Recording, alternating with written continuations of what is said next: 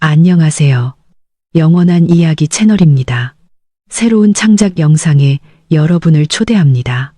때로는 평소보다 더 많은 것을 보기 위해 무언가를 희생해야 할 때가 있습니다. 김수진 씨에게 닥친 문제는 삶의 큰 변화의 시작일 뿐이었습니다. 모든 일은 너무나 평범하고 어처구니 없게 일어났습니다.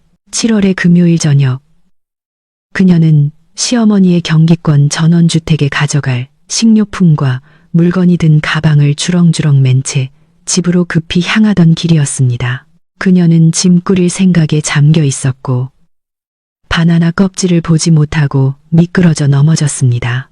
자신이 넘어지고 있다는 사실조차 깨닫지 못한 채 몇 초 만에 아직 여름날의 열기가 남아있는 아스팔트 위에 반쯤 누워 있었습니다. 끔찍한 고통이 온몸, 마치 세포 하나하나를 관통하는 듯 했습니다. 시어머니가 부탁한 유리병들이 깨지면서 날카로운 파편들이 몸 곳곳에 박힌 것은 당연한 일이었습니다. 수지는 정신을 잃지 않았고 머리는 완전히 맑았습니다. 그녀는 온갖 불쾌한 감정을 느꼈습니다. 훨씬 나중에야 그녀는 자신의 회복력에 놀랐다는 것을 기억했지만 그때는 이 순간이 운명적일 수 있다는 생각조차 스치지 않았습니다. 너무나 분하고 억울했습니다. 집까지 한 블록밖에 남지 않았는데 말입니다. 스마트폰이 깨진 것을 보고는 더욱 슬펐습니다. 산지 몇 달밖에 안 된 새 것이었으니 실망하지 않을 수 없었습니다. 그녀는 일어나려 했지만 오른쪽 다리에 날카로운 통증이 느껴져 멈췄습니다. 단순히 베이거나 멍든 것만으로는 끝나지 않았다는 것이 명백해졌습니다. 하필이면 몇 안 되는 지나가는 사람들 중 아는 사람은 아무도 없었습니다. 다행히도 그냥 지나치지 않은 양심적인 젊은 여성 덕분에 그녀는 수진의 상태를 합리적으로 판단하고 구급차를 불러주었습니다. 구급대원들이 현장에 도착하는 동안 낯선 여성은 심적인 지지를 위해 옆에 남아있기로 했습니다. 그녀는 수진에게 자신의 휴대전화를 빌려주었고 수진은 남편의 번호를 외우고 있다는 사실에 기뻐하며 전화를 걸었습니다. 휴대전화 서비스 이용료를 포함한 모든 공과금, 납부를 스스로 처리하는 것에 이점이었습니다. 그러나 수화기에서는 긴 신호음만 들려왔습니다. 아, 우리 남편은 낯선 번호는 잘 안 받아요. 보이스피싱 때문에 너무 조심해서요. 수지는 나중에 다시 걸거나 음성 메시지를 남기세요. 라는 기계적인 안내를 들으며 혼잣말을 했습니다. 그럼 문자를 보내세요. 어린 낯선 여성이 조언했습니다. 남편분이 이게 진짜 당신이고 사기꾼이 아니라는 것을 알 수 있도록 표시를 해두세요. 저희 엄마는 만약을 대비해 항상 특별한 단어를 사용하라고 가르치셨어요. 고통과 싸우는데 모든 힘을 쏟고 있는 듯했던 수지는 그 소녀에게 고맙다고 말하고 결혼 전 성씨에서 따온 오래된 별명 황새를 서명으로 남긴 메시지를 남편에게 보냈습니다. 준호 씨, 나 길 가는 사람 전화로 해.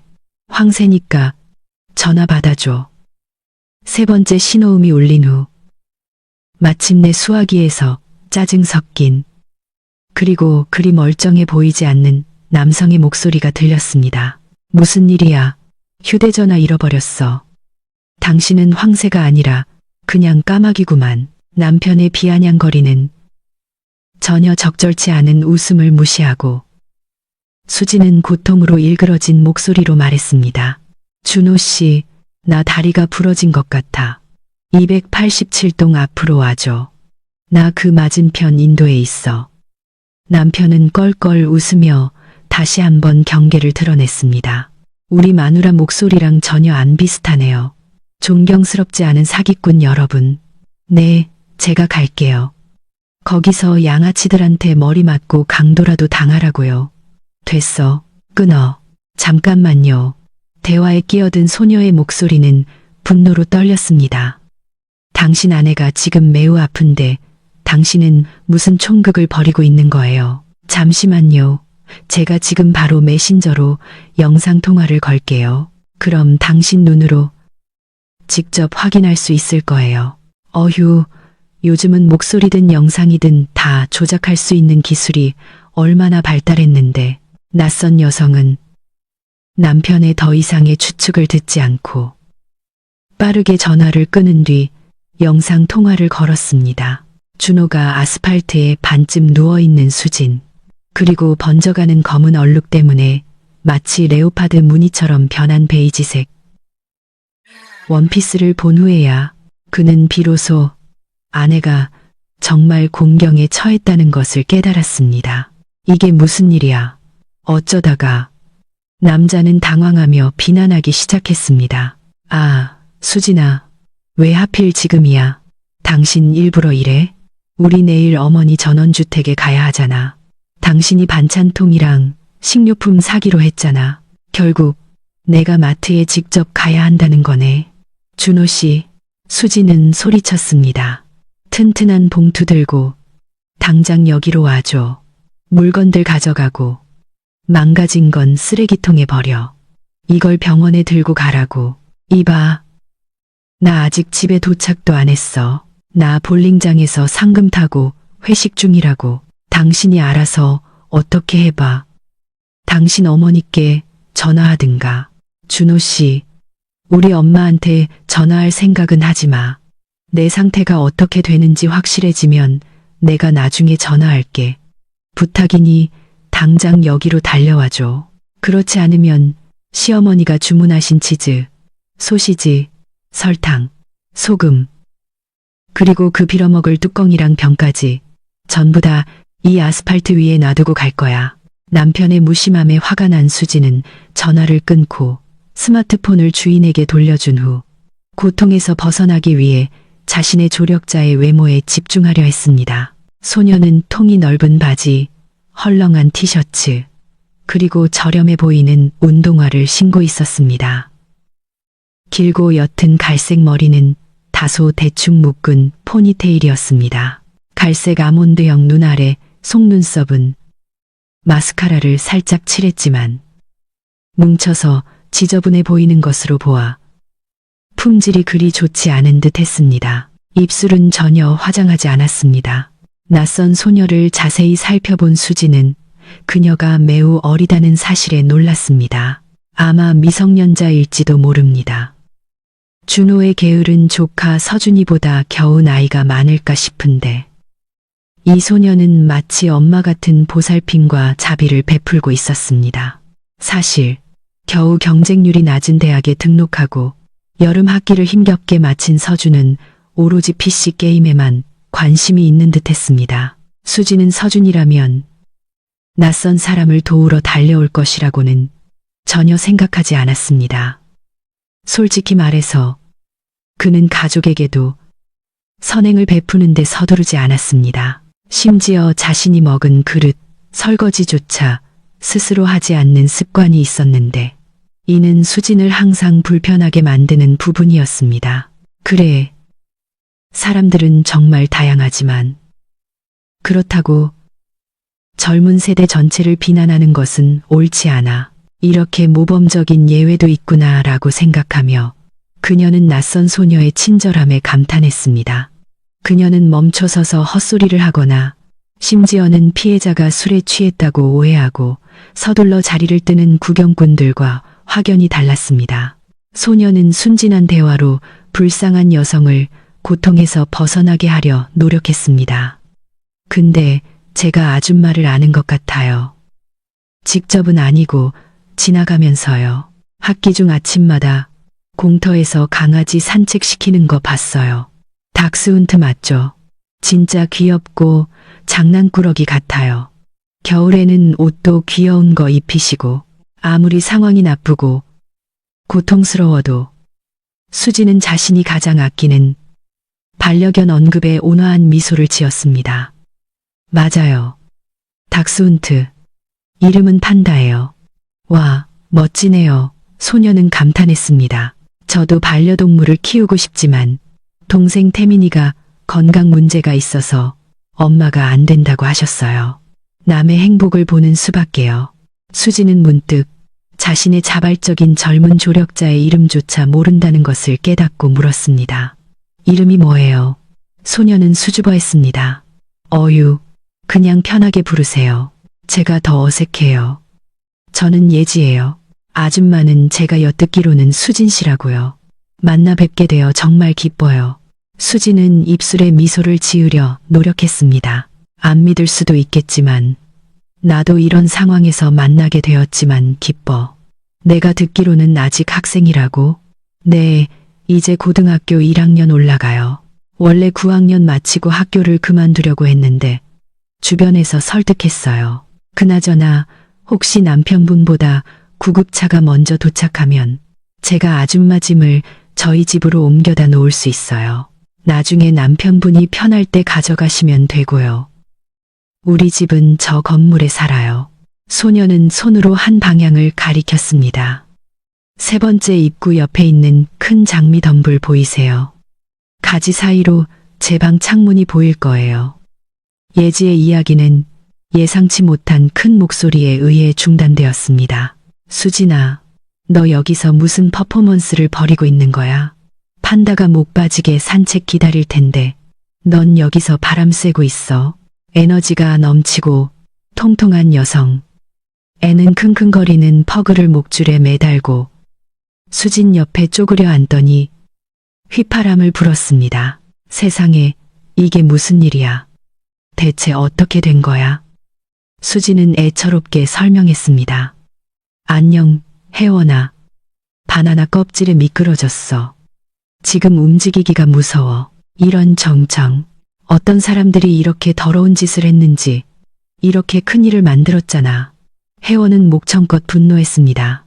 그리고 노란 갈색의 사고 유발자를 반려견 배설물 봉투에 집어넣은 뒤 명령을 내리기 시작했습니다. 구급차를 불러야지. 상처를 소독하고 엑스레이를 반드시 찍어야 해. 구급차는 이미 오고 있어요. 예지가 보고했습니다. 그녀는 목소리 크고 에너지가 넘치는 이 여성이 말뿐만 아니라 행동으로도 도울 것임을 직감하고 불평했습니다. 접수원이 차가 빨리 올 거라고 약속했는데 제가 느끼기에는 벌써 30분은 지난 것 같아요. 내가 지금 당장 따져 물어야겠네. 혜원은 약속하며 주머니에서 휴대전화를 꺼냈습니다. 그러지 마. 수진이 조용히 부탁했습니다. 나한테 그렇게 급한 일은 없어. 기다려볼게. 어쩌면 지금 다른 사람의 생명을 구하고 있을 수도 있잖아. 어휴, 넌 정말 사려 깊구나. 감탄스러워. 혜원이 고개를 저었습니다. 나한테는 왜 전화 안 했어? 나 여기서 걸어서 5분 거리에 사는데 당장 달려왔을 텐데. 내 휴대전화가 산산조각 났잖아. 다행히 예지 씨가 바로 달려와서 도와주기 시작했어. 준호 씨한테도 전화해줬고 내 번호는 외우지 못했어. 수지는 설명하고 예지를 진심으로 칭찬했습니다. 세상에 낯선 사람이 이렇게까지 나를 돌봐줄 거라고는 생각도 못했어. 고통도 잊게 해주고 정말 이런 사람이 있다는 걸 알게 되니 너무 고마워. 혜원은 감격한 나머지 얼굴이 붉어진 소녀를 안아준 뒤 다시 분노를 표출했습니다. 에휴, 여기 CCTV가 없는 게 아쉽네. 쓰레기 버린 사람을 찾아서 법이 허용하는 한 최대한 엄벌하고 치료비까지 물게 해야 다시는 그러지 않을 못하고 다른 사람들에게도 본보기가 되게 해야지. 부상으로 인한 고통은 여전했지만 수지는 그보다 자신의 반려견의 안녕이 더 걱정되었습니다. 그녀는 친구에게 부탁했습니다. 혜원아, 힘들지 않다면 판다 좀 돌봐줄래? 준호 씨한테는 별로 기대를 못하겠어. 그는 알람 시계도 몇 번이나 미루다가 거의 뛰어다니면서 출근하고 저녁에는 늦게 와서는 판다랑 동네를 돌아다닐 힘이 없다고 말하거든. 적어도 저녁에는 가끔 산책시켜서 뛰어놀게 해줘. 세상에, 수진아. 그럼 오늘하고 내일만이라면 판다를 우리 집에 데려갈 수도 있어. 우리가 모레 온 가족이 시어머니 환갑잔치에 가거든. 아주 거창하게 계획하셔서 내 전문적인 도움이 필요해. 알다시피 참석이 필수야. 일주일 후에 돌아오면 네가 필요로 하는 모든 것을 도울게. 전혀 문제 없어. 맞아. 네가 간다고 했지. 깜빡했네. 수지는 실망했습니다. 하긴 이런 상황에서 잊어버리는 것도 당연하지. 혜원은 한숨을 쉬었습니다. 상당히 심하게 다친 것 같아. 하지만 내가 보기엔 개방골절은 아닌 것 같네. 예지는 친구들의 대화에 용기를 내어 끼어들었습니다. 죄송해요. 수진 씨, 원하시면 제가 판다를 돌봐줄게요. 집으로 데려갈 수 있으면 기꺼이 데려갈 거예요. 어차피 엄마랑 태민이는 요양원에 계시거든요. 하지만 이건 허락을 받아야 해요. 정확히는 제가 나중에 집 전체를 청소하겠다고 약속하고 설득해야 할 거예요. 예지야, 내가 너무 미안해. 7월에 눈이 내린 것처럼 내가 네 머리 위에 쏟아진 것 같네. 내 어머니께 폐를 끼치고 싶지 않아. 산책만 부탁하는 것도 민망한데. 소녀는 어깨를 으쓱했습니다. 저는 힘들지 않아요. 강아지랑 같이 있으면 오히려 기쁠 거예요. 방학이라 시간도 많고요. 그럼 이 서비스에 대해 돈을 지불할게. 그래도 좀 미안하긴 하지만 수지는 자신에게 합리적인 해결책을 찾았습니다. 그러나 혜원은 참지 못하고 분노했습니다. 민망한 건 팬티를 머리 위로 입으려고 할 때나 천장에 매달려 잠을 잘 때나 민망한 거지. 왜 바로 거절하는 거야? 수진아, 예지 씨가 진심으로 제안하는 게 보이잖아. 근데 보상 제안도 정말 좋아. 돈이 많아서 나쁠 건 없지. 아이스크림이든 화장품이든 내 마음이 원하는 걸 사렴. 내 생각엔 모든 게 가장 좋은 방향으로 해결된 것 같아. 넌 걱정 하나 덜고 준호는 판다.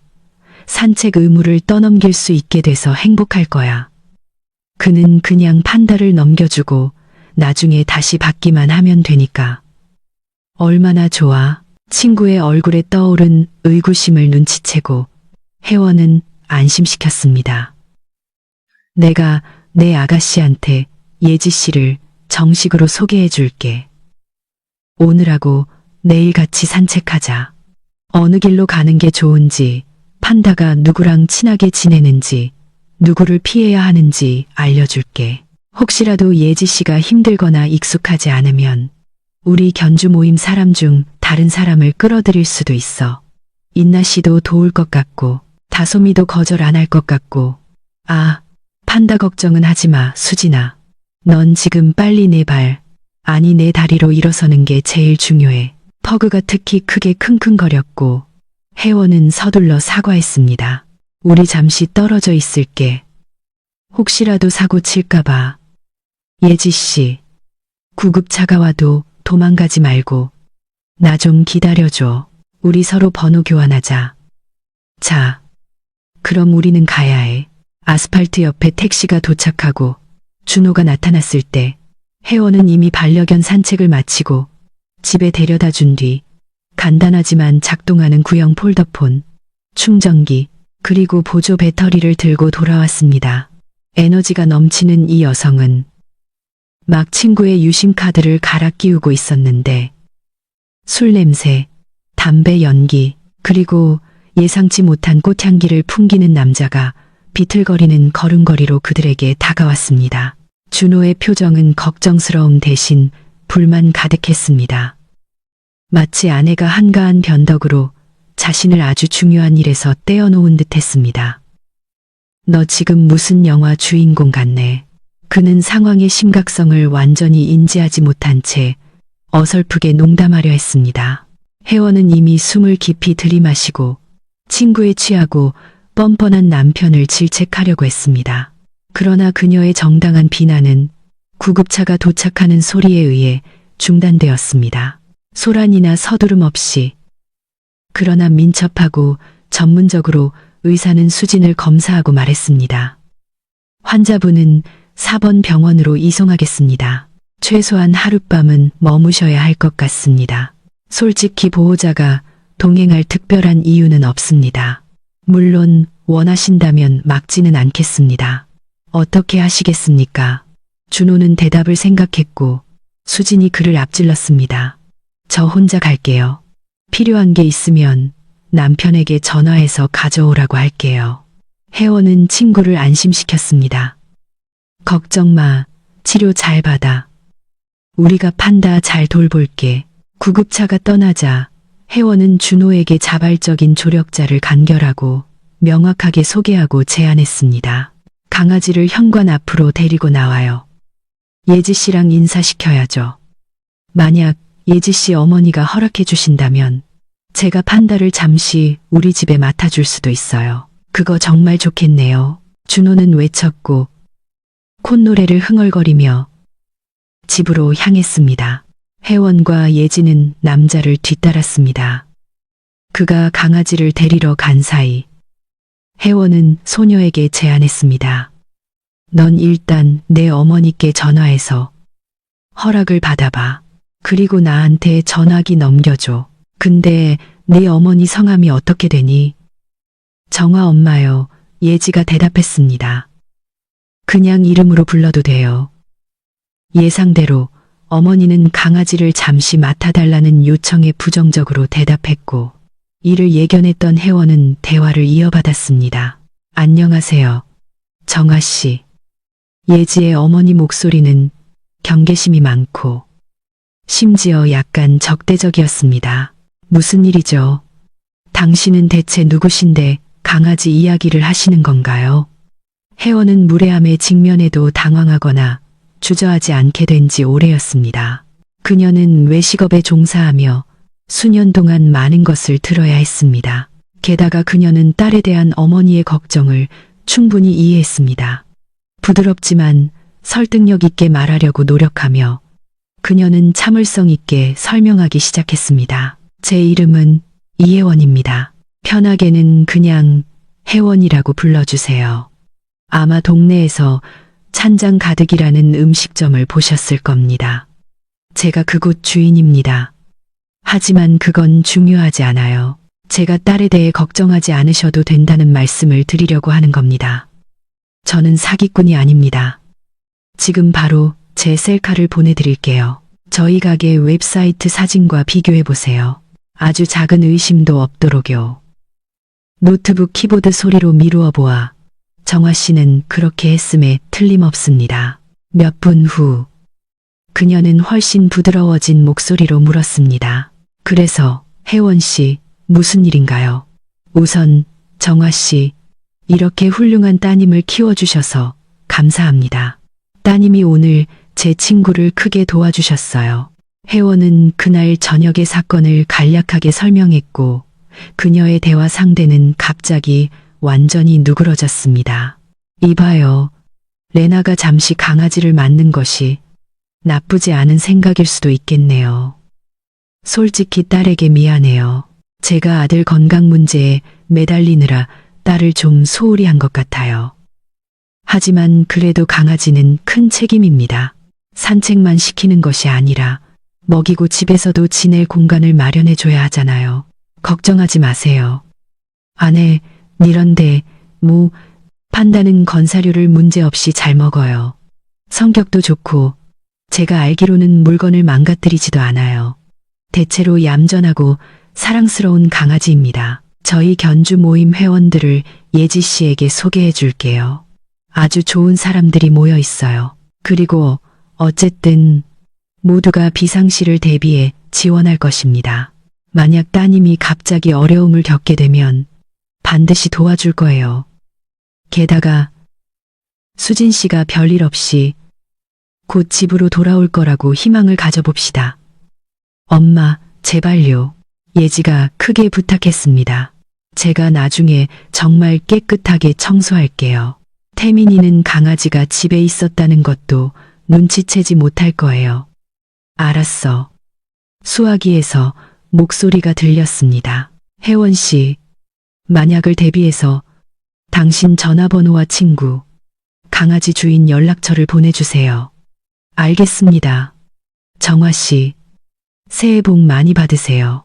지금 바로 예지에게 전화기를 넘겨줄게요. 소녀는 남동생에게 안부를 전한 뒤 서둘러 어머니와 작별 인사를 했습니다.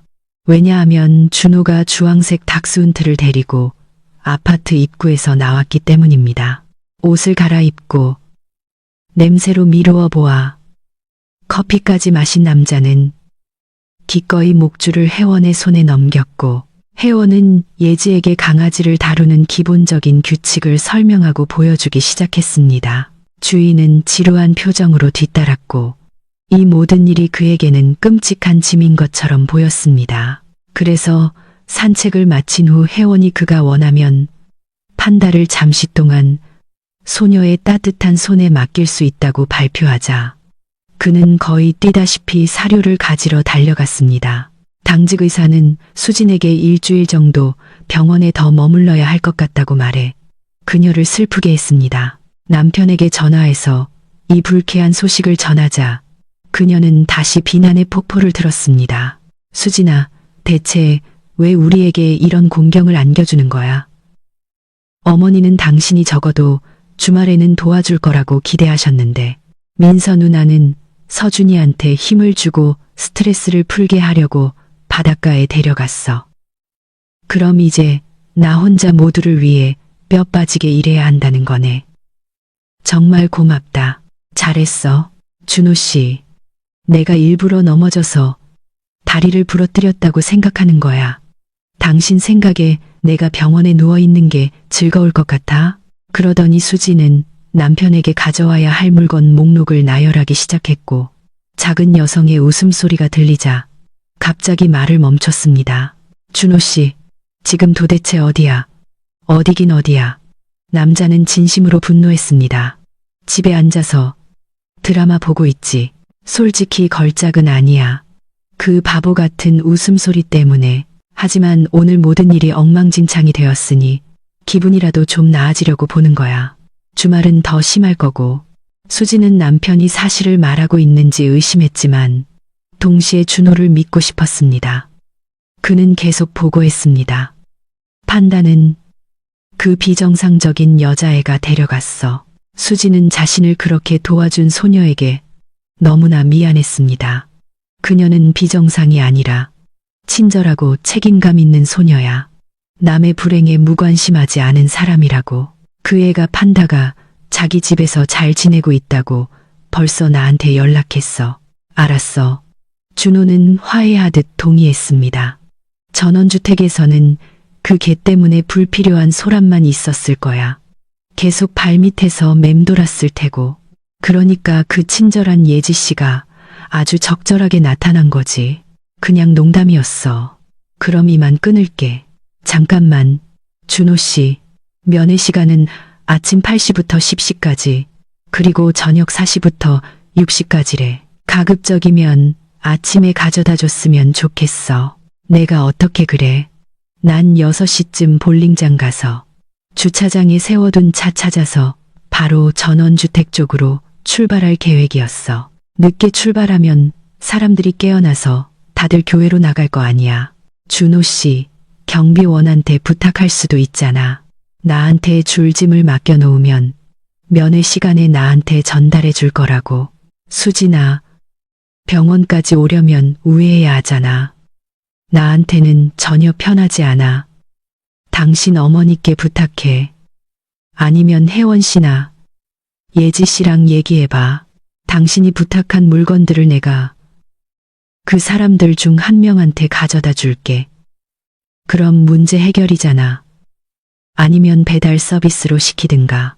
대형마트에는 컵도 있고 숟가락도 있고 가운도 있고 특히 물은 당연히 있을 거야.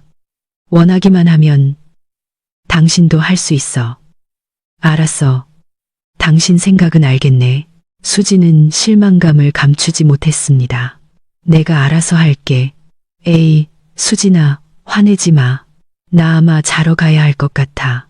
내일 일찍 일어나야 하거든. 그럼 안녕. 폴더폰에서 끊는 소리가 들렸고 수지는 우울해졌습니다.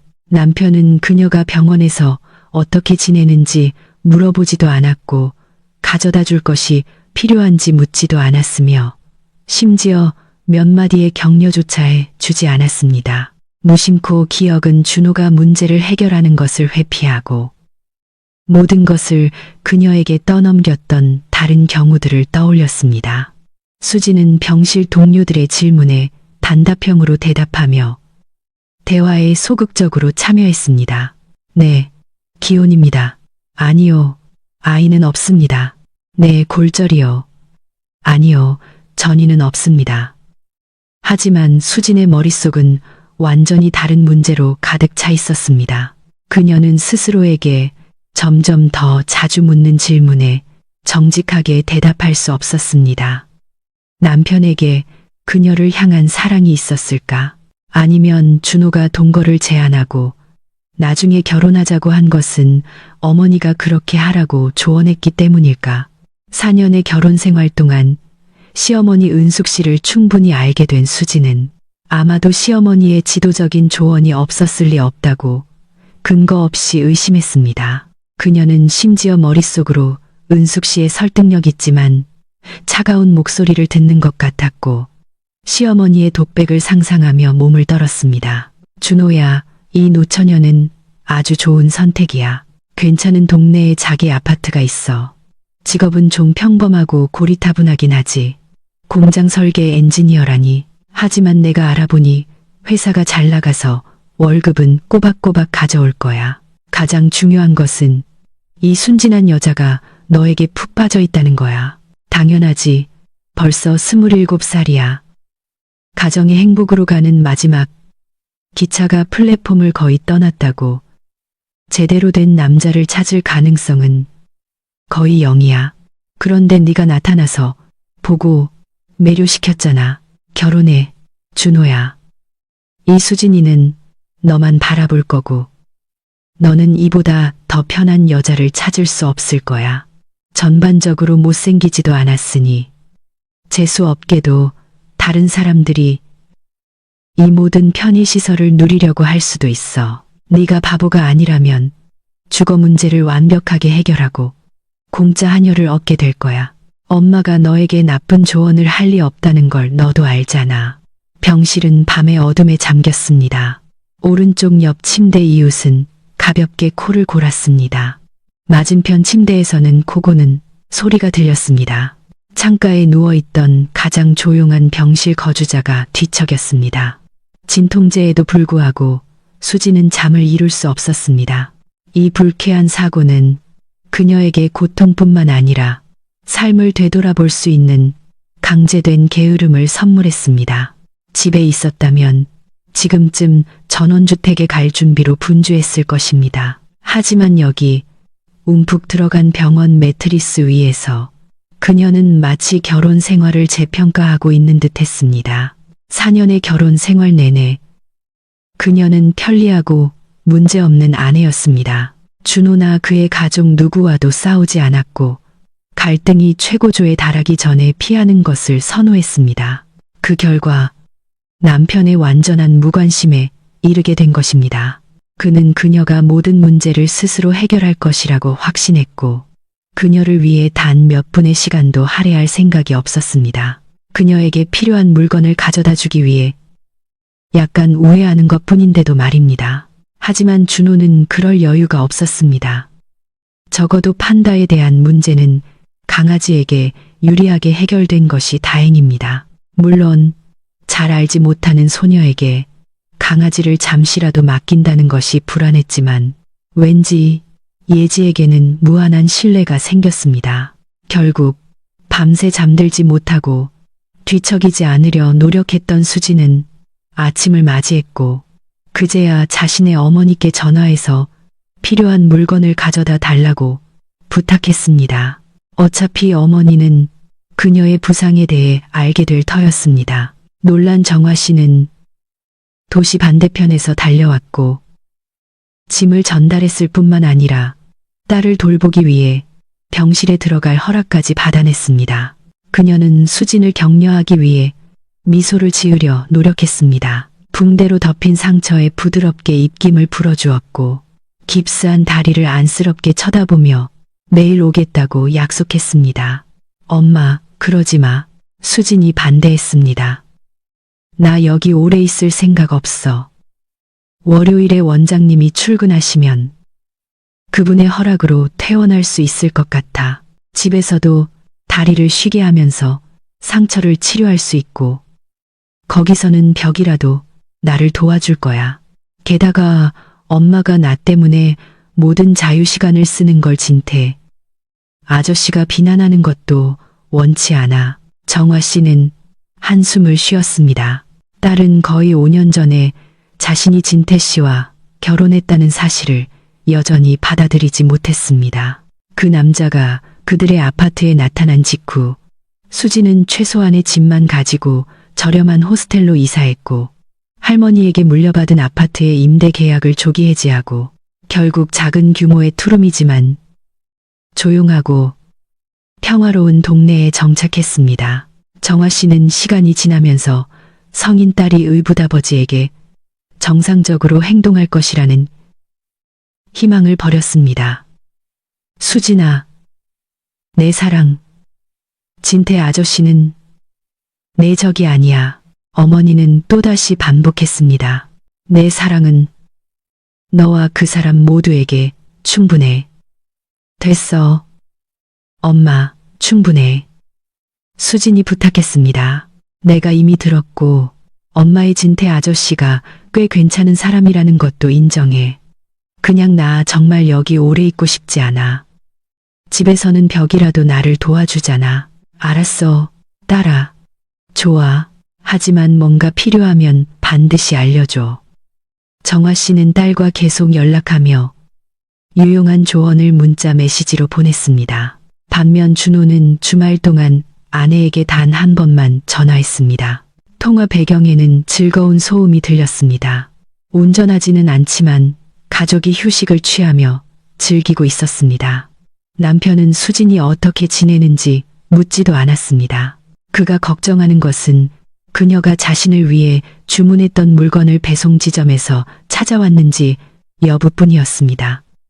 수진은 심한 실망감을 느꼈습니다. 당신은 아직도 가방들을 풀지도 않은 거야. 큰 파란색 쇼핑백, 주머니 안에 당신 주문한 물건이 있어.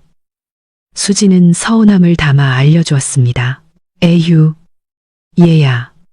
내가 넘어져서 나에게 똥을 싸질렀구나. 갑자기 시어머니의 날카로운 목소리가 수화기에서 들렸습니다. 분명히 그녀가 아들에게서 스마트폰을 빼앗은 것 같았습니다. 준호가 목록의 절반을 사오는 걸 잊었어. 아무튼 아픈 척하는 건 그만하고 병원에서 빈둥거리는 것도 그만해. 빨리 나아. 누가 나를 도와주겠니? 따뜻한 응원 감사합니다. 은숙 어머니. 시어머니에게 자신이 하녀 같은 존재가 되었다는 것을 오래전에 깨달은 수진이 대답했고 전혀 거짓 없이 덧붙였습니다. 넘어질 줄 알았다면 지피라도 깔았겠죠. 저도 여기에 있어야 해서 기쁘지 않아요. 그것은 순수한 진실이었습니다. 그녀는 지금 시어머니의 수많은 심부름을 하며 전원주택에서 분주하게 움직이는 것이 병원의 답답함 속에서 고통받고 복도 끝에 있는 화장실까지 힘겹게 절뚝거리는 것보다 훨씬 나았을 것입니다. 수지는 시간을 되돌려 다른 길로 가거나 아니면 단순히 발밑을 더 주의 깊게 봤을 수 있다면 좋았겠지만 그녀에게는 그런 초능력이 없었습니다. 그래서 그녀는 병원 생활이 길어지지 않기를 바랄 수밖에 없었습니다.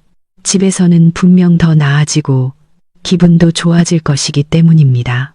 월요일이 되자마자 수지는 퇴원을 요청했고 의사는 막지 않았습니다. 서류 작업을 하는 동안 그녀는 남편에게 전화해서 목발을 사서 자신을 데리러 오라고 부탁했습니다. 그러나 준호는 다시 한번 그녀를 실망시켰고 냉담하고 무관심하게 대답했습니다.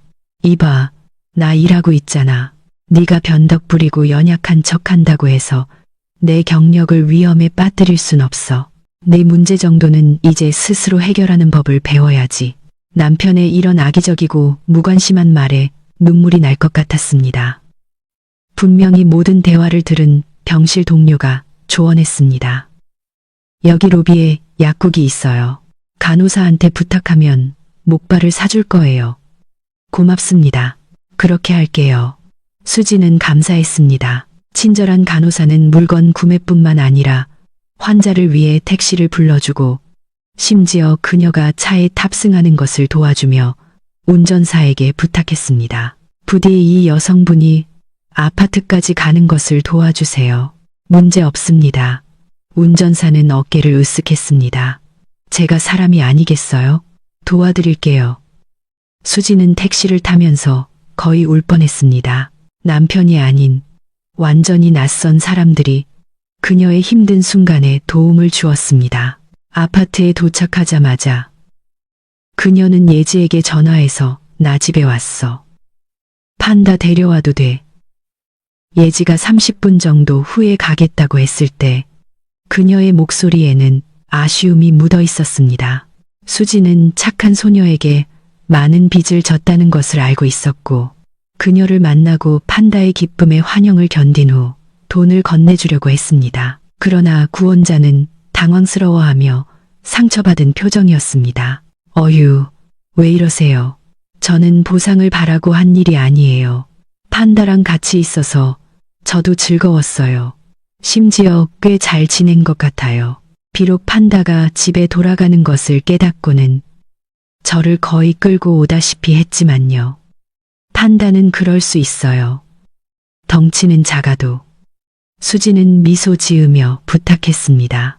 예지야, 이 돈은 거절하지 마. 받아. 네가 진심으로 도와줬다는 것을 알아.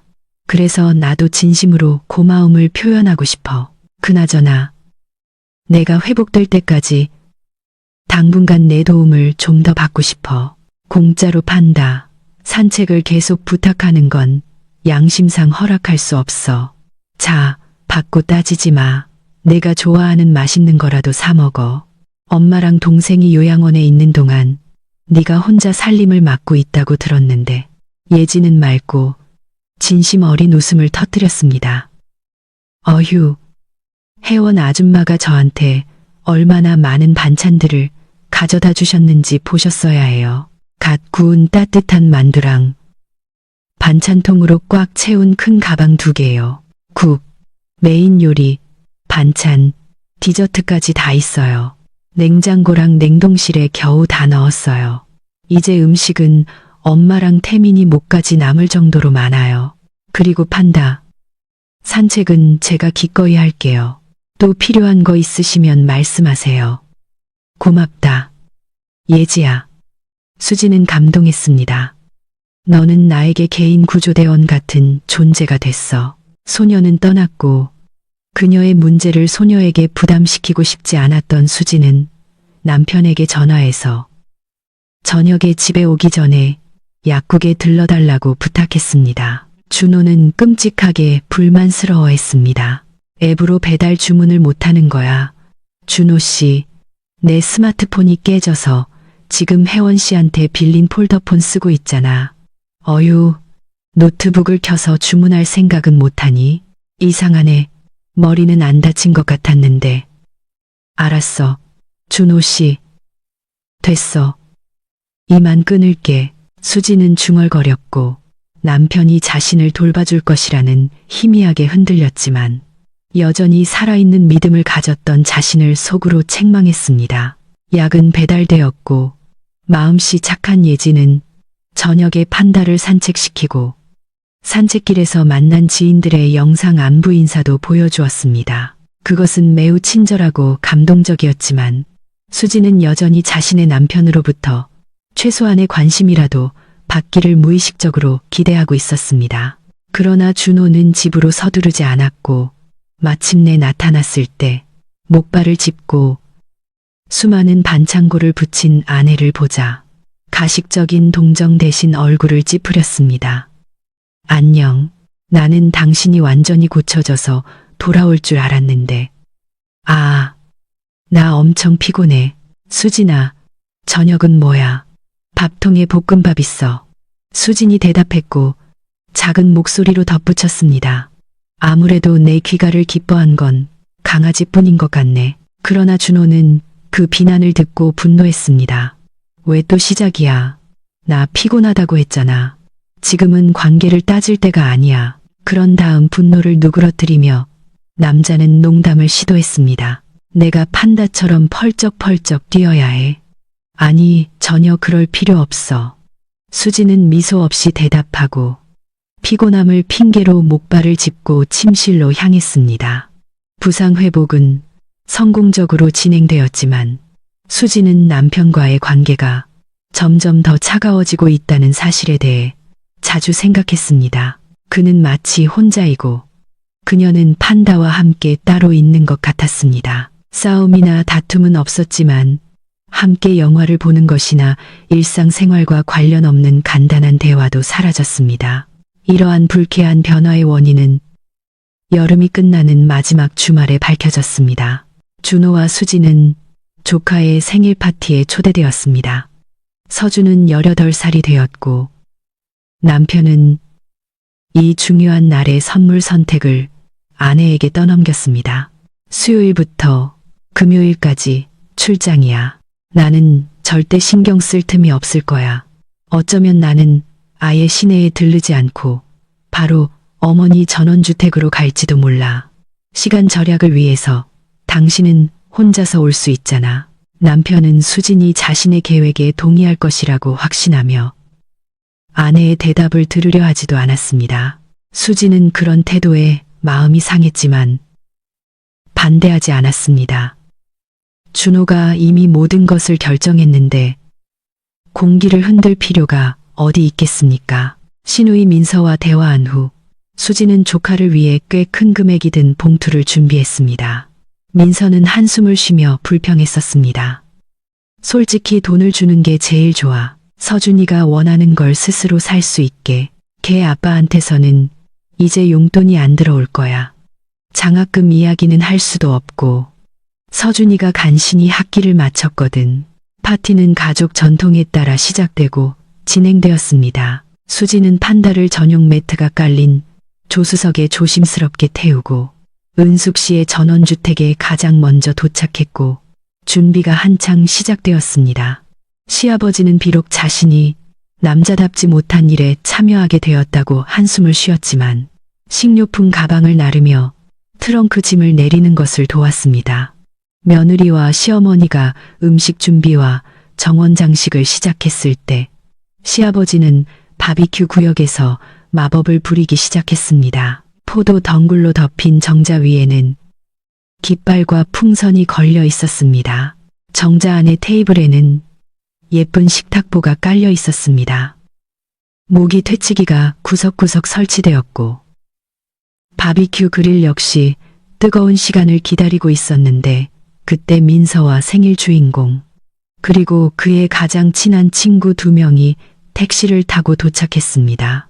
은숙 씨는 서두르지 말고 준호를 기다리자고 제안했습니다. 출장 가방을 들고 마당에 나타난 준호는 어머니에게 키스하고 여동생을 안아주고 아버지, 조카, 그리고 그의 친구들과 악수하고 판다에게 몸을 굽혀 거만하게 쓰다듬었습니다. 그 순간 접시의 전체 요리와 샐러드를 담아 테이블로 가져가던 수진에게는 준호는 그저 윙크를 하고 비아냥거리며 설명했습니다. 당신 방해 안 할게. 당신은 보니까 너무 쉽드잖아. 또 넘어지기라도 하면 그릇 다 깨지겠네. 수지는 정말로 그 쟁반을 땅에 던져버리고 싶은 강한 충동을 느꼈습니다. 그러나 그녀는 서준의 생일 파티를 망치는 것이 옳지 않다고 생각하고 목에 가시처럼 걸린 불쾌함을 잊으려고 노력했습니다. 생일 주인공을 실망시키지 않기 위해 그녀는 자신을 다잡고 테이블 세팅을 계속하면서 동시에 남편의 사소한 심부름을 수행했습니다. 인데 커피를 끓여라. 커피 없이는 사람이 된 것 같지 않다고 했습니다. 그가 가족의 대표이니 선물을 전달해야 한다며 선물 봉투를 가져오라고 했습니다. 강아지가 식탁에 구걸하지 않도록 자리에 눕히라고 했습니다. 무선 충전기를 가져오라고 했습니다. 마지막 부탁은 수진의 기분을 더욱 상하게 했지만 그녀를 기다리는 것은 또 다른 충격이었습니다. 할머니, 할아버지, 그리고 생일 주인공의 어머니로부터의 축배가 끝난 후 준호는 일어섰고 조카에게 봉투를 건네며 말했습니다. 서준아, 축하한다. 모든 덕담에 나만의 중요한 삶의 지혜를 더하고 싶어. 이제 성년이 되었으니 가족을 만들 수 있는 중요한 시기인데 이 삼촌은 네가 가능한 한 오랫동안 독신으로 남아있기를 진심으로 바란다. 남자들은 자유를 지켜야 해. 즐겨. 준호는 친척들과 손님들의 일제히 터져나오는 웃음이 잦아들기를 기다렸다가 토스트를 이어갔습니다. 그리고 난 지금 증인들 앞에서 아주 중요한 소식을 알리려고 해. 아내 쪽으로 몸을 돌린 그는 엄숙하게 선언했습니다. 수진아, 나 이혼할 거야. 난 앞으로 나아가야 하는데 당신은 내 발목에 달린 무거운 추츠 같아. 우리 관계는 이미 끝났어. 가족 파티에서 이런 발표는 아무도 예상하지 못했습니다. 테이블 위에 내려앉은 침묵은 이상하고 전혀 적절치 않은 소리에 의해 깨졌습니다. 수진이 박수를 치고 심지어 의자에서 일어섰는데 남편이 자신을 위해서 아래로 내려다보는 것을 원치 않는 듯 했습니다. 브라보, 준호. 당신은 지금 자신을 능가했어. 기립 박수야. 여성의 이상하고 침착한 행동은 준호를 놀라게 했고 그는 확인했습니다. 나 방금 우리 이혼에 대해 선언했는데 여보, 못 들었어? 아니면 너무 슬퍼서 미쳤어? 수지는 박수를 멈추고 자신이 직접 만든 오디 주스가 담긴 잔을 들고 생일 주인공에게 경례를 한 뒤 준호에게 몸을 돌려 눈을 마주치며 설명했습니다. 걱정 마. 나는 청각도, 시력도, 정신도 모두 멀쩡해. 그리고 이혼이 왜 비극이야? 이 일은 불쾌하다고 부를 수도 없어. 민서 씨도 확인해 줄 수 있을 거야. 이혼은 그냥 사랑 이야기의 마침표일 뿐이야. 게다가 나한테 일어난 사고 후에 당신이 행동한 것을 보고 이런 일이 올 거라고 예상했어. 우연히 옆에 있던 10대 소녀와 강아지 산책 친구가 나를 도와줄 때 당신은 볼링장에서 놀고 있었다는 사실이 머릿속에서 떠나지 않아. 그리고 그 이후로 당신의 도움은 거의 없었지. 또 비난을 시작하는 거야? 준호는 얼굴을 찌푸렸고 아내의 특이한 반응에 당황하여 농담을 시도했습니다. 여러분, 좀 보세요. 도대체 이 여자랑 어떻게 살라는 거야? 변명하지 마, 준호. 수진이 남편의 말을 잘랐습니다. 당신이 내가 발목에 달린 무거운 추라고 생각하고 나 없이 사는 것이 더 좋고 간단하고 쉬울 것이라고 생각한다면 그렇게 해. 당신 원하는 대로 하라고. 우리는 결혼한 거지 서로에게 종신형을 선고한 것이 아니잖아. 이혼. 그럼 이혼이야. 내가 모든 것이 이렇게 될 거라고 짐작조차 못했을 거라고 생각해? 뭐야? 울거나 히스테리를 부릴 생각은 없는 거야? 몇 년 전 아들의 아버지와의 이혼으로 심한 고통을 겪었던 술에 취한 듯한 민서가 물었습니다. 왜? 내가 왜 슬퍼해야 해? 수진이 신우이에게 확인했습니다. 준호 씨가 결정했으니 나는 동의할 수밖에 없어. 그는 항상 이익을 추구하잖아. 그리고 내 생각엔 나보다 더 유망한 상대가 생긴 것 같네. 그럼 잘 가. 당신은 나를 너무 계산적인 제비족으로 만들고 있는데 솔직히 기분 나빠. 준호는 시선을 피하며 분노했습니다. 통찰력 있는 수진이 정확히 짚었기 때문이었습니다. 그는 아버지의 특별한 약초 소주를 단숨에 들이켰습니다. 진실에 왜 화를 내? 수진은 어깨를 으쓱했습니다. 당신은 모든 것이 오로지 계산이야. 준호 씨, 당신이 강아지를 키운 것도 사장님과 비공식적인 교류를 할 구실을 만들기 위해서였잖아. 사장님이 바뀌고 나서 당신이 판다를 쓸모없는 식충이의 냄새나는 배설물 공장이라고 하면서 없애려고 했던 것을 분명히 기억해. 내 생각엔 내가 당신에게 더 해로운 존재인 것 같아. 당신이 뭐라고 했지? 무거운 추. 와, 대박. 이게 바로 막장 드라마네. 생일 주인공이 감탄했고 그의 친구 중 한 명은 스마트폰 카메라로 몰래 가족 싸움을 촬영하고 있었습니다. 시어머니는 손자를 못마땅하게 쳐다보더니 며느리에게 말했습니다. 집안 싸움을 밖으로 끌어내는 것은 너 정말 버릇없이 행동하고 있어. 파티를 망쳐서는 안 돼. 집에서 준호랑 관계를 정리했어야지. 수지는 웃었습니다. 어머니, 저를 놀라게 하시네요. 저는 아무런 싸움도 밖으로 끌어내지 않고 있어요.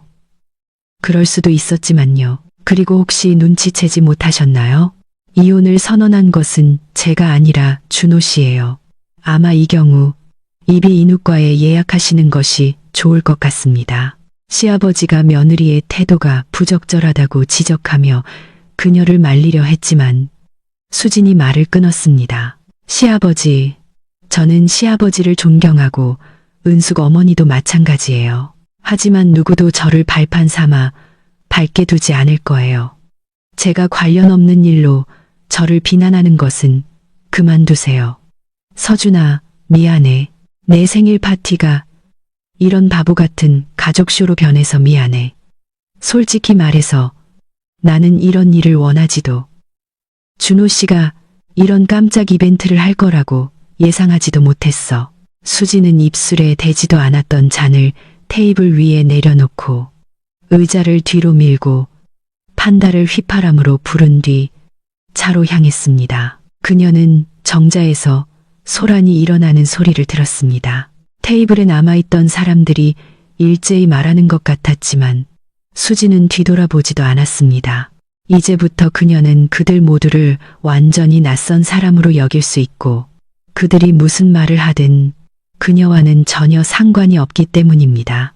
그녀는 차문을 열어 강아지를 차 안에 태우려고 했는데 뒤에서 준호의 목소리가 들렸습니다.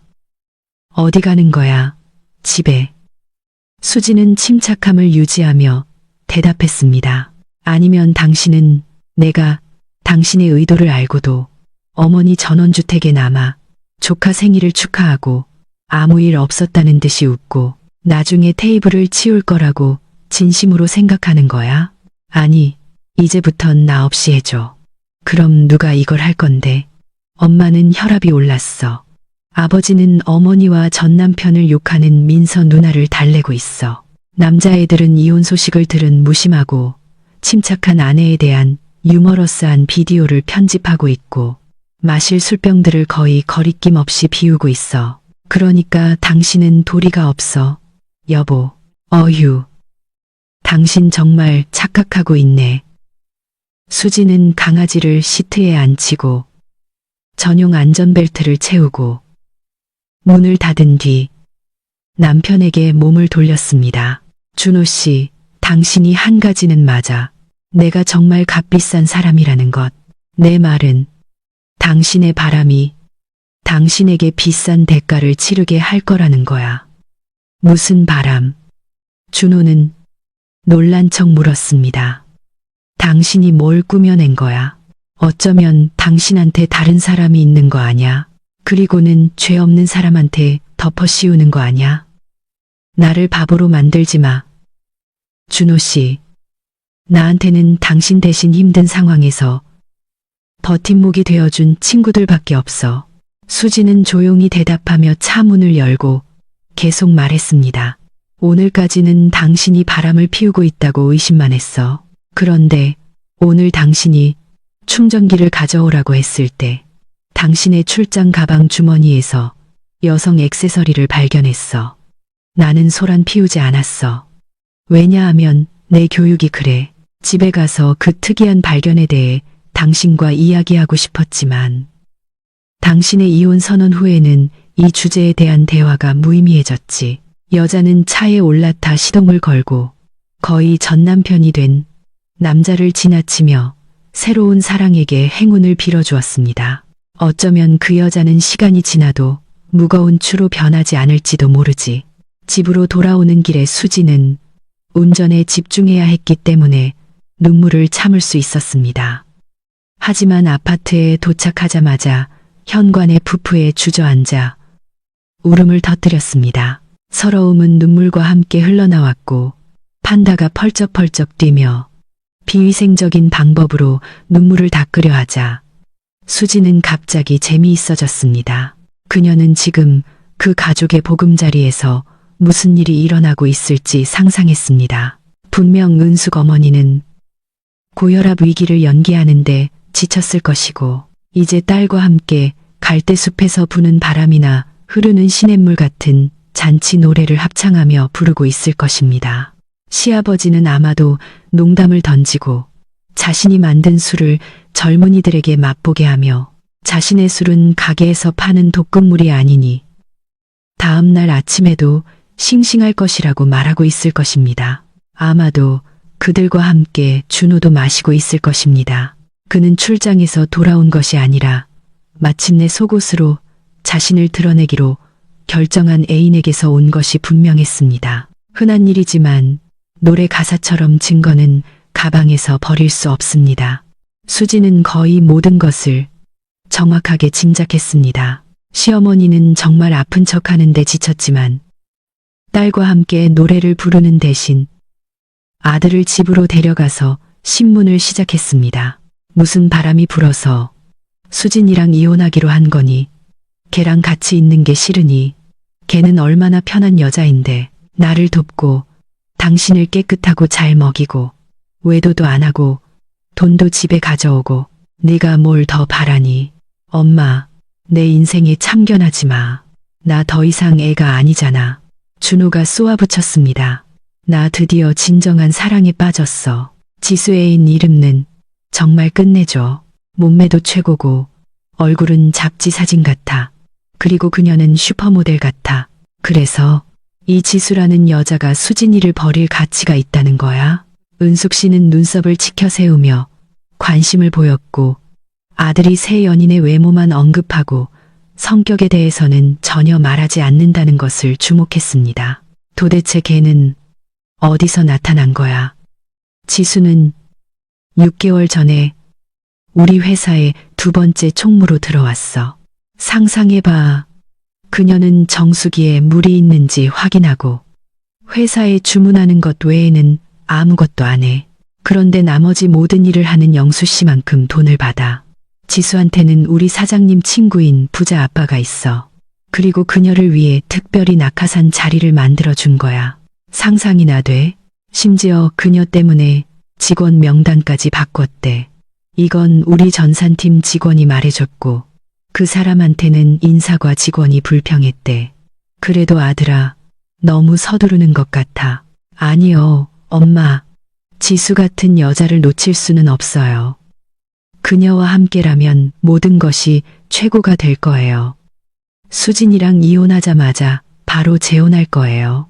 게다가 빈손으로 떠날 생각은 없어요. 차는 내가 가질 거예요.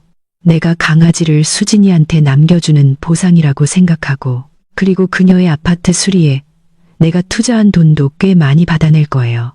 너 먼저 이 지수라는 애랑 나를 소개해줘야지. 모든 일에 서두르는 것이 도움이 되지는 않아. 내 새 애인을 보고 내게 유용한 조언을 해줄 수도 있잖아. 은숙 씨는 한숨을 쉬었습니다. 아들의 갑작스러운 사랑에 당황했습니다. 나 더 이상 애가 아니잖아. 준호가 다시 말하고 제안했습니다. 됐어, 엄마. 심각한 얘기는 그만해. 서준이 생일과 나의 곧 다가올 해방을 축하하러 가자. 은숙 씨는 동의했지만 마음은 불안했습니다.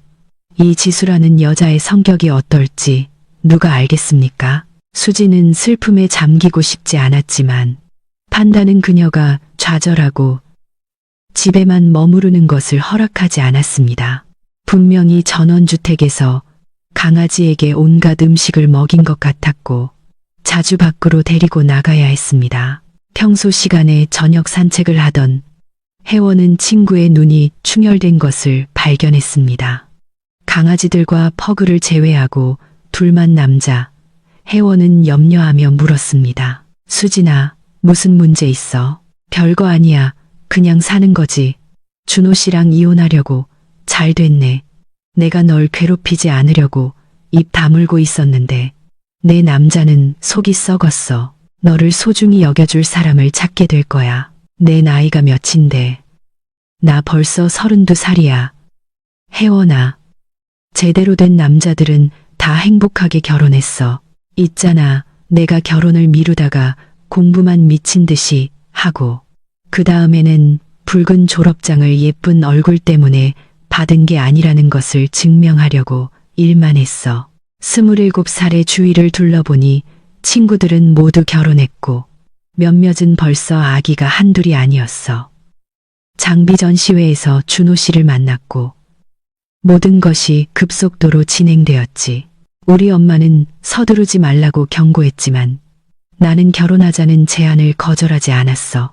어휴, 수진아, 우리가 모두 부모님 말씀을 들었더라면 세상에는 아마 분홍색 유니콘들이 거리를 걸어 다닐 것이고 영원한 평화가 있었을 거야. 혜원이 한숨을 쉬었습니다. 근데 너무 상심하지 마. 집에 가서 침착하게 생각해봐. 이혼할 때 네 준호가 미안. 나도 모르게 심한 말이 나올 뻔했네. 너한테서 뭘 뜯어내려고 할지 생각해보라는 거야. 내 것을 위해 싸울 준비를 해야 해. 지금 집에 가서 종이에 네가 가진 모든 것을 적어. 결혼 전에 네 것이었던 것과 공동으로 모은 것에 표시하고 네 이익을 보호할 방법을 생각해봐. 그나저나 나는 네가 문잠금 장치를 바꿔야 한다고 생각해. 불쾌한 깜짝 방문을 막기 위해서. 조언 고마워, 혜원아. 집에 돌아가자마자 목록을 작성할게. 그리고 잠금 장치에 대해서는 좀 더 생각해 볼게. 그건 좀 보기 안 좋잖아. 에휴, 넌 너무 고지식해. 하지만 뭐, 내 마음대로 해. 재산 목록을 작성하는 데는 많은 시간이 걸리지 않았습니다. 아파트는 결혼 전 수진의 소유였습니다. 큰 재산 중 수진이 표시한 것은 판다와 자동차뿐이었습니다. 가정용 가전제품까지 진지하게 나누려고 할 필요는 없었습니다. 생각 끝에 수진은 정기적으로 소액을 추가해온 자신의 적금 목록에 추가했습니다. 그녀가 알기로는 준호는 은행에 저축하지 않았지만 이에 대한 확신은 없었습니다. 게다가 그는 단순히 자신의 비상금을 어머니에게 주어서 예금에 보관하거나 옛날 방식대로 매트리스 밑에 보관하게 했을 수도 있습니다. 이성적으로 수지는 이혼이 순탄하게 진행되지 않을 것이라는 것을 이해했지만 준호가 그녀를 최악의 적으로 여기고 싸우지 않기를 바랐습니다. 잠금 장치를 바꾸는 것에 거의 마음을 정했지만 그녀는 여전히 이혼하려는 남편에게 인간적으로 대하기로 결정했습니다. 어쩌면 이 선의의 제스처가 그의 마음을 부드럽게 하여 그녀가 너무나 애착을 가진 강아지를 탐내지 않게 될지도 모른다고 생각했습니다. 일요일 저녁이 되어서야 문이 열리는 소리가 들렸습니다. 그때까지 수지는 수많은 시나리오를 생각해냈지만 나타난 준호는 그녀를 깊이 놀라게 했습니다. 남자는 혼자가 아니라 그의 부모님, 여동생, 그리고 조카와 함께 아파트에 들어섰습니다. 현관은 순식간에 좁아졌습니다. 안녕하세요. 부엌에서 나와 복도에 멈춰선 수진이 모두에게 인사했습니다. 이에 대해 정돈되지 않은 목소리가 합창으로 들렸습니다. 그러고 나서 은숙 씨가 방문의 본론으로 들어갔습니다. 수진아, 우리는 네가 준호랑 원만하게 합의할 수 있도록 왔단다. 공정하게. 준호가 서둘러 덧붙였습니다. 내가 재산 분할에 대한 자발적 합의서를 작성했는데 불필요한 신경 소모 없이 지금 바로 서명하는 것이 당신에게 좋을 거야. 수진의 목소리는 분노로 약간 떨렸습니다. 당신이 당신 것이라고 생각하는 물건을 지금 바로 가져가려고 응원팀까지 데리고 온 거야? 네, 은숙 씨가 아들을 대신해 대답했습니다. 그게 더 빠를 테니까. 수진은 비웃었습니다. 준호 씨가 이렇게나 참을성이 없고 계산적일 줄이야. 이런 사업가적인 마인드를 가졌을 줄은 꿈에도 몰랐어요. 설마 제가 보지도 않고 전부 서명할 거라고 생각하는 건 아니겠죠.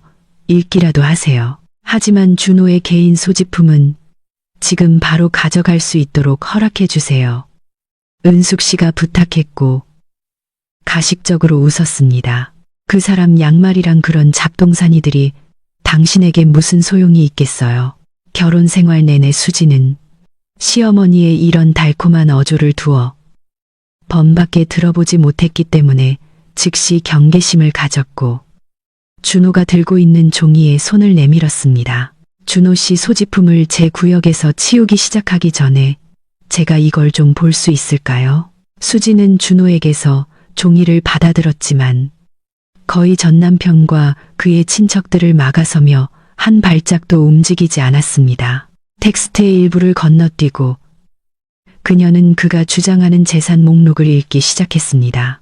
차량, 등록번호, 크로노, 노트북, 커피머신, 전자레인지, 42인치 TV, 그리고 미스테리 필드의 임판 다. 나는 이름의 갈색 닥스훈트, 김수진의 예금 절반 금액, 주방, 가전 세트, 일체, 냉동고. 수지는 읽기를 멈추고 준호에게 말했습니다. 당신이 이런 것을 생각했을 때 혹시 헛소리한 거 아니야? 내가 목록의 절반도 읽지 않았는데 당신은 냄비, 의자, 심지어 숟가락까지 나누려고 하는 것 같은데. 준호 대신 그의 여동생이 대답했습니다. 왜 그가 당신에게 좋은 그릇과 가구를 남겨야 해? 게다가 당신은 내 순진한 오빠에게 이 낡은 아파트 수리비도 갚아야 해. 에휴, 민서 씨, 나는 당신이 힘든 이혼을 겪고 나서 최소한의 동정심이라도 보여줄 줄 알았는데. 수지는 소리내어 놀랐습니다. 내가 당신을 왜 동정해야 해? 어차피 아파트는 당신한테 남을 거잖아. 내 전 남편은 나를 사실상 길거리로 내쫓았고 자기 아들도 불쌍히 여기지 않았어. 당신 상황은 훨씬 낫잖아. 자, 그럼 준호 씨. 수진이 선언했습니다. 이렇게 이상하고 편파적인 재산 분할이 적힌 이 허위 문서는 버려도 좋아. 나는 이걸 서명할 만큼 미치지 않았어. 수지는 숨을 들이마시며 용기를 모았고 내쉬는 숨과 함께 내뱉었습니다. 지금 당장 내 아파트에서 모두 나가주세요. 하지만 내가 멍청하게도 준호 씨를 내 거주지에 등록했으니 그는 남아서 개인 소지품을 챙길 수 있습니다. 다만 미리 경고하는데 당신이 가져가는 모든 것은 목록에 기록될 거예요. 나중에 당신이 내가 뭘 훔쳤다고 주장하는 일이 없도록 못 믿겠다는 거야. 은숙 씨가 비아냥거렸습니다. 믿었어요. 수진이 대답했습니다. 하지만 당신 아들이 나에게서 그 나쁜 버릇을 가르쳐 준 것 같네요. 당신이 우리를 쫓아낼 권리는 없어. 민서가 소리쳤지만 시아버지가 갑자기 며느리 편을 들었습니다. 좋아, 준호랑 수진이를 내버려 두자. 둘이서 짐을 정리하게. 아들아, 우리는 건물 입구에서 너를 기다리고 있을게. 주인들이 전혀 관심을 두지 않았던 판다는 발밑을 맴돌았고 준호는 옷을 모으고 노트북을 포장했습니다. 수지는 모든 것을 기록하겠다고 위협했지만 펜을 들 힘조차 없었고 그저 자신의 결혼 생활이 무너지는 것을 지켜보았습니다. 이렇게 하자. 그녀는 남자에게 자신의 목록을 보여주며 제안했습니다. 나는 노트북과 자동차를 주장하지 않을게. 모든 가전제품과 의자 다 가져가도 돼. 그 대가로 판다와 내 적금은 내 것이야. 나중에 계산해봐. 당신이 분명히 이득일 거야. 수진의 목소리는 너무나 조용하고 애처로워서 준호의 마음이 잠시 흔들렸지만 오래가지 않았습니다. 그는 이혼해서 최대한의 이익을 얻으려고 했기 때문에 얼버무리며 대답했습니다. 좋아, 생각해 볼게. 가방과 봉투를 가득 싣고 준호가 떠난 후 수지는 멍하니 앉아 있었는데 어머니의 전화로 정신이 들었습니다. 무슨 일이 일어났는지 알게 된 정화 씨는 진태 씨와 함께 왔고 남자가 새 잠금 장치를 설치하는 동안 두 여자는 대화를 나누었습니다. 자, 딸아, 이걸 받아. 어머니는 작은 상자를 건넸습니다. 내 새로운 삶의 상징이야. 작업을 마친 진태 씨는 수진에게 열쇠를 건네며 조언했습니다. 무슨 일 있으면 전화해. 내가 그 자식한테 남자답게 해결해 줄게. 수진은 당황했습니다. 의붓아버지는 자신이 그를 받아들이지 않는다는 것을 잘 알면서도 기꺼이 도와주러 왔습니다. 아마도 어머니는 올바른 선택을 한 것 같습니다. 이 남자 옆에서는 든든한 보호를 받을 수 있을 것 같았습니다. 고마워요. 진태 아저씨. 고마워, 엄마. 그리고 내가 엄마 말 안 들은 거 미안해. 수지는 눈물을 참으며 부탁했습니다. 준호는 돈이 절실했고 거의 전 부인이 된 수진이 가장 확실한 돈줄처럼 보였습니다. 그가 어머니에게 맡긴 비상금은 어머니 명의의 예금에 있었고 은숙 씨는 이자를 잃지 않기 위해 절대 중도 해지하지 않을 것이었습니다. 준호는 도심의 아파트를 빌려 지수와 함께 살면서 그녀를 기쁘게 하고 자신에게 더 빠지게 하려고 노력했습니다. 그녀와의 관계는 거의 결혼 생활과 같았지만 남자는 거기서 기쁨을 느끼지 못했습니다. 사랑스러운 미녀는 갑자기 그에게 불만을 제기하기 시작했습니다. 준호 씨, 우리 언제까지 이 좁은 데서 살아야 해? 뭐라고? 준호는 눈을 크게 떴습니다. 여긴 분위기도 좋고 동네도 멋진데. 준호 씨, 지수가 엄격하게 소리쳤습니다. 내 말은 그게 아니야. 당신이 우리를 위해 주지사 관저를 빌려줬다고 해도 마찬가지일 거야. 우리만의 아파트가 필요해. 당신이 이혼 후에 결혼과 집을 살 충분한 돈이 생길 거라고 말했잖아. 그렇게 될 거야. 내 새끼 고양이. 조금만 기다려줘. 이혼과 재산 분할이 아직 완료되지 않았어. 준호는 부드럽게 설득하며 아직 아내인 수진에게 법정 소송이라는 타격을 가할 준비를 했습니다. 소환장을 받은 수진은 정말 화가 났고 혜원에게 불평했습니다. 준호의 품위에 기대했던 내가 바보였어. 그 쓰레기 같은 놈이 판다를 빼앗겠다고 협박해서 나를 굴복시키려고 할 거야. 괜찮아. 혜원이 대답했습니다. 모든 교활한 볼트에는 나사산이 있는 너트가 있게 마련이지. 예지 어머니가 복잡한 이혼 과정을 겪으셨어. 전화해서 그분 변호사 번호를 물어보자. 예지의 어머니 정화 씨는 딸처럼 즉시 응답했습니다. 지금 바로 강미라 변호사님 번호를 보내드릴게요. 그분께 전화하세요. 그분은 기적을 만드실 수 있어요. 저는 그분의 도움 덕분에 전 남편의 부정을 밝혀내고 법적으로 예지와 태민이에게 공정한 양육비를 지불하게 할 수 있었어요. 고맙습니다. 또 저를 도와주시네요. 수진이 감사했습니다. 별 말씀을요. 저도 당신에게 빚을 졌어요. 예지는 이사 후 친구가 거의 없었는데 판다와 산책하는 동안 교류할 사람들이 생겼어요. 그것도 아주 좋은 사람들로요. 다솜 씨는 콜리랑 같이 예지한테 국어랑 문학 무료 과외를 해주면서 수능 준비를 도와줬고 혜원 씨는 재택 부업을 제안해줬고 핀셔랑 같이 다니는 이나 씨 덕분에 태민이 치료에 좋은 예후를 보여주는 의사 선생님을 알게 되었어요. 예지의 어머니와의 대화를 마친 수지는 강미라 변호사에게 전화했고 그녀는 사건의 본질을 들은 후 용기를 북돋아 주었습니다. 해결할 수 있습니다. 거의 전형적인 사례입니다. 지금 바로 필요한 서류 목록을 보내드릴게요. 준호는 치열한 싸움을 준비했지만 놀랍게도 재판은 빠르게 진행되었고 그가 기대했던 결과와는 전혀 달랐습니다. 강미라 변호사는 영수증 사본과 은행 거래 내역을 제시했고 준호의 변호사는 여성이 설득력 있고 감정적이지 않은 연설을 할 때 당황하며 풀이 죽었습니다. 강아지는 전적으로 수진 씨가 돌봤습니다. 그녀가 제 서비스 비용도 지불했습니다. 저는 그녀의 남편을 한 번도 본 적이 없습니다. 판다의 조련사가 증언했습니다. 증언에 개입하려 하고 증인에게 모욕적인 말을 외쳤던 준호는 판사에게 경고를 받은 후 벌금까지 부과받았습니다. 강미라 변호사가 준호의 어머니 명의로 되어 있지만 사실상 준호가 자금을 댄 예금에 대해 어떻게든 알아냈기 때문에 결국 남자는 자동차, 이미 가져간 노트북, TV, 의자, 그리고 그가 한때 강아지에게 지불했던 금액과 맞먹는 가치의 커피 머신을 얻었습니다. 강미라 변호사는 미리 작성된 강아지 소유권 이전을 수진에게 넘기는 계약서를 민첩하게 제공했습니다. 패배감에 휩싸인 준호는 제대로 읽어보지도 않고 문서에 서명했습니다.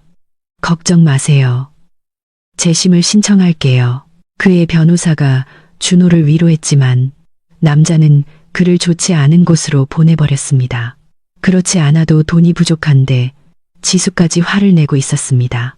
12월 30일 수지는 자신에게 많은 일이 있었던 한 해를 보내며 강아지 산책 친구들과 물론 그들의 반려견, 그리고 예지, 그녀의 어머니, 그리고 의사가 동물과의 교류를 통한 긍정적인 감정을 권장했던 태민이를 초대했습니다. 아무도 비좁다고 느끼지 않았고 즐거운 파티는 한창 진행 중이었는데 판다가 문으로 달려갔고 몇 초 후 3마리의 개가 문벨 소리에 작게 짖었습니다. 준호 씨다. 수진이 짐작했습니다. 판다만이 그를 그렇게 맞이할 수 있었습니다. 그가 왜 왔을까? 가서 봐. 혜원이 제안했습니다. 우리가 옆에 있을게. 무슨 일 생기면 널 보호해 줄 거야. 용감한 여성의 걱정은 기우였습니다. 그녀의 전 남편은 멋진 패딩을 입고 밤색 머리에 눈송이를 달고 식료품 바구니를 들고 죄책감 가득한 표정으로 문 앞에 서 있었습니다. 안녕, 판다. 남자는 자신에게 몸을 비비는 강아지에게 몸을 숙였고 그의 마음에 희망이 싹트기 시작했습니다. 몸을 고추 세운 그는 수진에게 바구니를 건네며 제안했습니다. 안녕, 수진아. 우리 다시 합쳐볼까? 당신 없으니까 너무 심심하고 힘들어. 수진의 입가에 스친 비웃음은 그녀의 대답보다 더 웅변적이었습니다. 아니, 준호 씨, 미안하지만 사양할게. 나는 당신이 더 유리한 상대를 찾을 때까지 시간을 때울 수 있는 편안한 여자가 되고 싶지 않아. 심심한 건 혼자서도 충분히 해결할 수 있을 거야. 원하면 방법을 찾아. 전 남편의 선물을 받지 않은 수지는 문을 닫았고 그 뒤에 과거를 남겨두었습니다. 앞으로 어떤 일이 그녀를 기다리고 있을지는 몰랐습니다. 하지만 그녀는 더 이상 자신의 문제에 무관심한 남자를 곁에 두지 않을 것입니다.